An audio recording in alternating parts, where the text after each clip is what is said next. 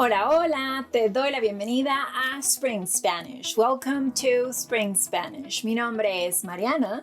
My name is Mariana and I am one of the profes at Spring Spanish. In this video, I will teach you algunas preposiciones temporales, a couple of temporal prepositions. If you are not sure about what prepositions are or how they work, estás viendo el video correcto. You're watching the right video. I'll teach you chunks that will allow you to fully grasp which prepositions are used in Spanish and how to use them correctly. Así que, vamos a darle.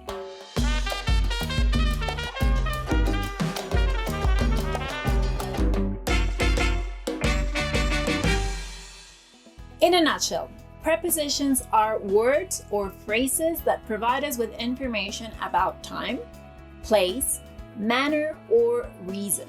In this video, we will focus on those that express time. For example, let's say I am to meet with a friend at a restaurant, pero se me hizo tarde, but I'm running late. My friend calls me and complains. Quedamos de vernos a la 1. Literally, we agreed on seeing one another at 1. The preposition in this sentence is a. This preposition has different meanings, but in this case, it is the equivalent of at. A la 1, at 1. You should know that prepositions cannot be translated literally, and there's really no point in learning them in isolation like you would with vocabulary lists. So, it's important that you learn and understand how prepositions work in actual context. To do that, I recommend that you learn the following chunks by heart. Chunks, as we call them in our academy, will allow you to automatically know which preposition to use without having to worry too much about grammar rules. So, let's go over temporal prepositions. That is, the ones that provide us with time-related information. To set the time of a meetup, for instance, you could ask, ¿A qué hora nos vemos? At what time should we meet? The preposition in this case is a, again, and it could be translated as at. Your friend or friends could respond, Nos vemos por la tarde, a las 7. Let's meet in the afternoon, at 7. Or, if they are morning birds, they could say, Nos vemos en la mañana, a las 8. Let's meet in the morning at 8.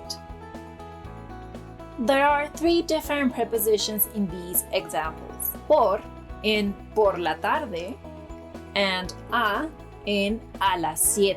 Notice how por refers to a non-specific time of day, while a specifies the time. The same happens in the other example. En la mañana, in the morning, is general, while a las 8 is specific. Now, you might have noticed something and might be asking, wait a minute, she just said por la tarde and now she's saying en la mañana.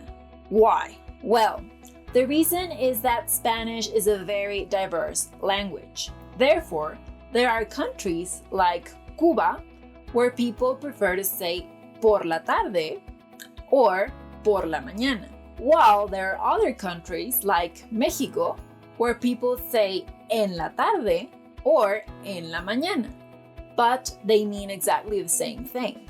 So, as shown in these sentences, prepositions may be combined. So, let's go over another set of examples. Think of how shops, restaurants, and bars have a sign indicating their opening hours. In Latin America, la vida nocturna suele durar mucho. Nightlife is usually very long. So don't be surprised to find out that bars are open from 10 de la noche a 7 de la mañana, from 10 p.m. to 7 a.m., which are the prepositions in this case. De tells us the start time, and a tells us the end time, de 10 a 7. Now, be careful. There are prepositions that are very nosy and want to take part in all conversations. So, in this phrase, de 10 de la noche a 7 de la mañana, the preposition de is telling us the start time, but at the same time it is telling us the time of day. De la noche, in the night, and de la mañana, in the morning. If translated literally into English, this would be something like 10 of the night or 7 of the morning. It sounds awkward, I know, but you should learn the difference because in Spanish we don't say 10 en la mañana like you do in English. As you can see, bars in Latin America operate durante la noche, throughout the night. Durante is a preposition that allows us to express duration, which could also be expressed by combining the prepositions desde and hasta. For example, la fiesta duró desde las 9 hasta las 5. The party lasted from 9 to 5. This idea could also be expressed by saying la fiesta empezó a las 9 y terminó a las 5. Oof, what a party! By the way, if you want to know more about how to tell and ask for the time in Spanish, you should definitely check out Corey's video about this topic. Now, desde may mean since in sentences like me gusta el chocolate desde niña. I like chocolate since I was a little girl. No he viajado desde 2018. I haven't traveled since 2018. If you want to talk about events further in the past, you should use the prepositions hace and desde hace. Hace is the equivalent of ago, while desde hace is the equivalent of for. Look at these examples. El muro de Berlín cayó hace 31 años. The Berlin Wall fell 31 years ago. In English, the preposition goes after the time, 31 years ago. But in Spanish, the preposition goes before the time, hace 31 años. You could also say, el muro de Berlín no existe desde hace 31 años.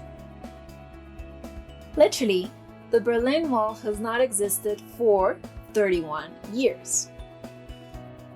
So, again, desde hace is the equivalent of for. If you have been paying attention, you already know that de is a preposition.